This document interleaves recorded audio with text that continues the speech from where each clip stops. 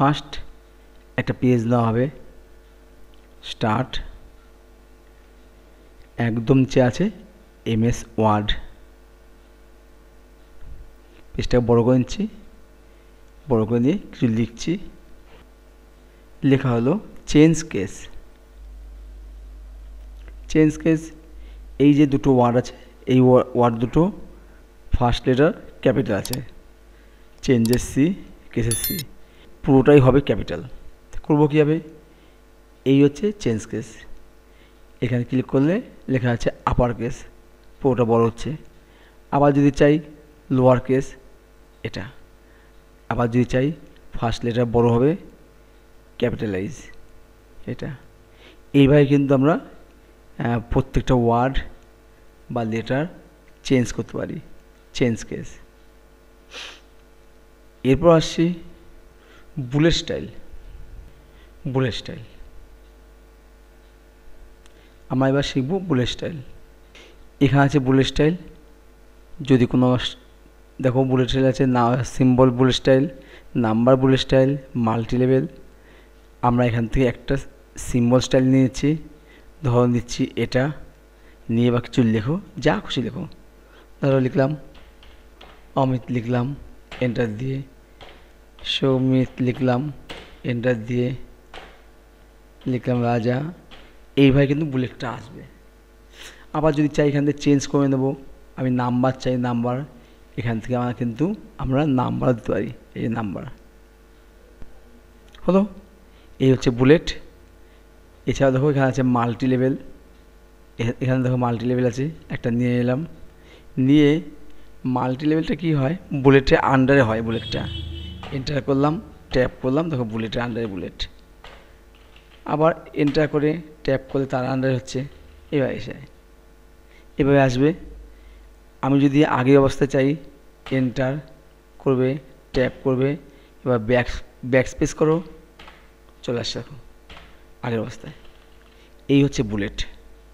Bullet হচ্ছে আমরা যে নাম্বার বসাই, সেই নাম্বারটা না বসিয়ে বুলেট বসালে বুলেটটা অটোমেটিক চলে আসে প্রত্যেকটা ওয়ার্ডের সামনে।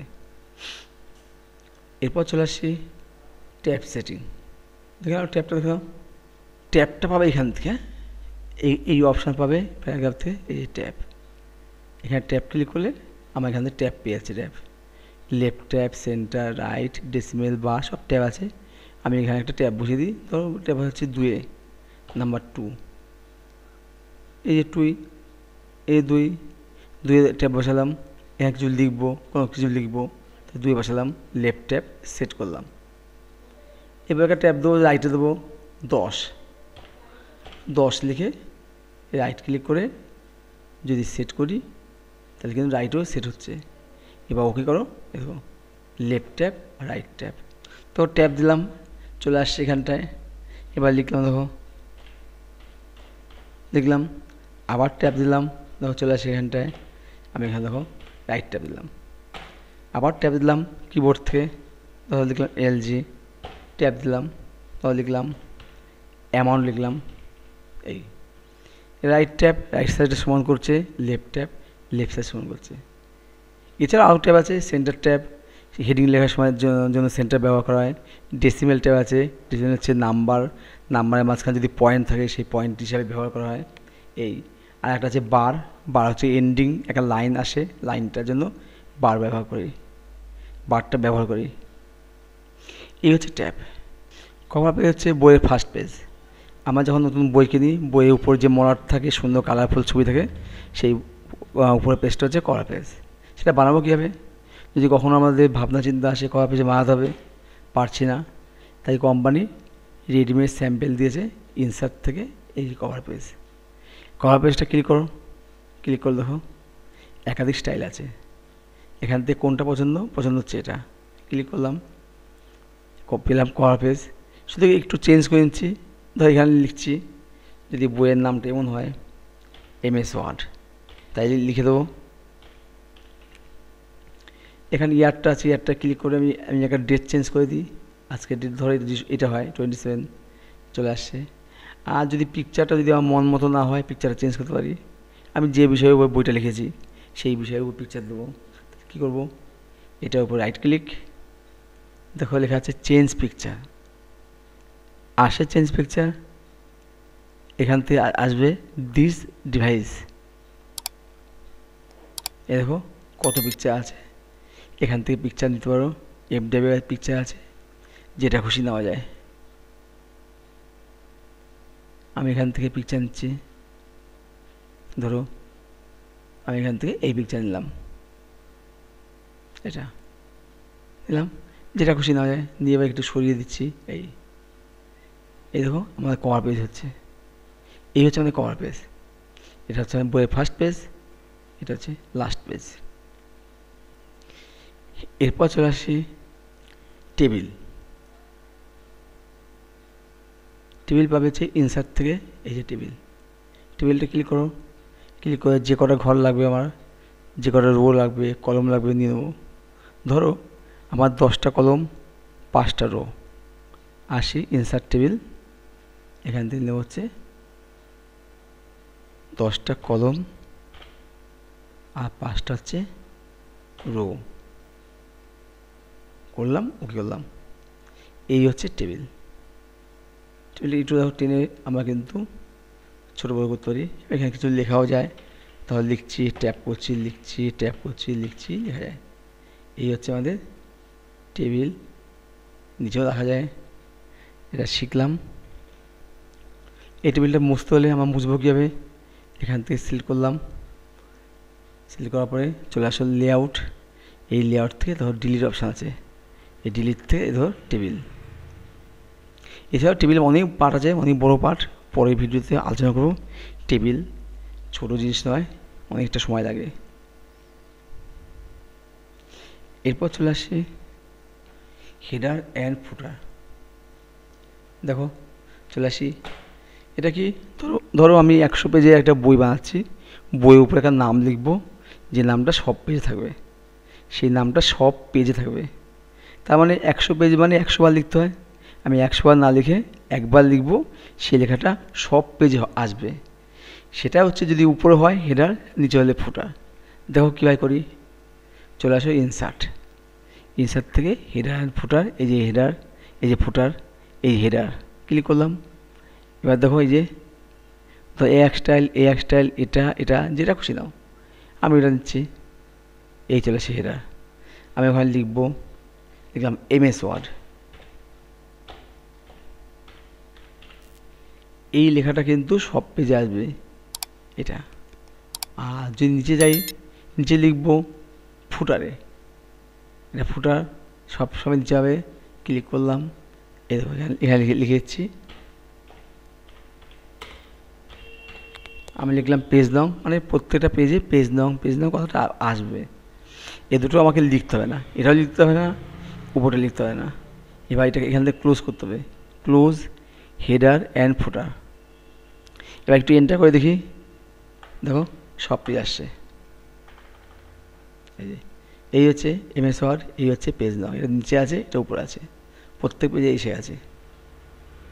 দেখলে এটা মুছে যাচ্ছে। এরপর যেটা আসছে পেজ নাম্বার, পেজ নাম্বার নেব কীভাবে, আসতে হবে ইনসার্ট, ইনসার্ট থেকে page number, top of page, এখান থেকে এসে টপে নিলাম, নাম্বার চলে আসছে। যদি বটমে চাই, বটম অপশান আছে। আর টপ যেহেতু নিয়েছি, টপ নেওয়ার পরে এখানে ক্লিক করব, এটা ক্লোজ হবে।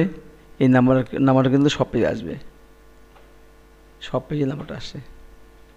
দেখো ক্লিক করে দেখো, এই নাম্বার চলে আসছে, 3 নাম্বার, এই 4 নাম্বার, এটা নিচে দিয়েছিলাম সেটা চলে আসছে, আর পেজে দিয়েছিলাম উপরে চলে আসছে। এই হচ্ছে পেজের নাম্বার। এইভাবে কিন্তু পেজের নাম্বার দিই, পেজ নাম্বার নিয়ে অনেক আলোচনা আছে, অনেক কিছু আছে। পেজ নাম্বার চ্যাপ্টার বিশাল চ্যাপ্টার, বিভিন্নভাবে পেজ নাম্বার হয়, এটা আমরা পরে মুভিতে আলোচনা করব। এরপর চলে আসছি সিম্বল। সিম্বল পাওয়া যায় ইনসার্ট থেকে, সিম্বল পাবো ইনসার্ট থেকে, আসি ইনসার্ট, এই যে সিম্বল, এখানে সিম্বল ক্লিক করো, সিম্বল নিয়ে নাও, এই সিম্বল, যে সিম্বলটা আমার লাগবে সেই সিম্বল পেয়ে যাবো, এই সিম্বলে আসবে। এখান থেকে অসংখ্য সিম্বল আছে, যার যেটা লাগবে সে সেখানে দেবে। এই সিম্বল।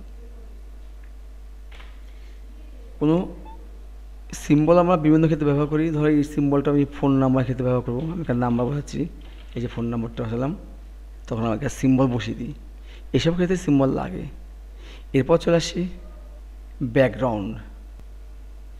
ব্যাকগ্রাউন্ডটা চেঞ্জ করবো কীভাবে? এই পেজটায় ব্যাকগ্রাউন্ড হবে। ব্যাকগ্রাউন্ড আসতে গেলে আমার আসতে হচ্ছে ডিজাইন। ডিজাইনতে দেখো লেখা আছে পেজ কালার, ওটাই হচ্ছে ব্যাকগ্রাউন্ড। এখান থেকে দেখো কালার তো চেঞ্জ হচ্ছেই, এছাড়াও দেখো ফিল এফেক্টসের মধ্যেও কিছু ব্যাকগ্রাউন্ড পাবে। ধরো আমি আসছি, টেক্সচার আছে, এখান থেকে এটা দাও। এই একটা কত স্টাইল দেখো, অসংখ্য স্টাইল। আমি এটা নিলাম, নিয়ে করলাম ওকে। ব্যাকগ্রাউন্ড চেঞ্জ, যে কোনো স্টাইল দেওয়া যায়। এই হচ্ছে ব্যাকগ্রাউন্ড। ব্যাকগ্রাউন্ডটা মুছবে কীভাবে? এখানটায় এসে নো কালার করবে, মুছে যাচ্ছে। এরপর চলে আসি ওয়াটারমার্ক। ওয়াটারমার্ক করবো কীভাবে? আমি আগে কিছু লিখে নিই।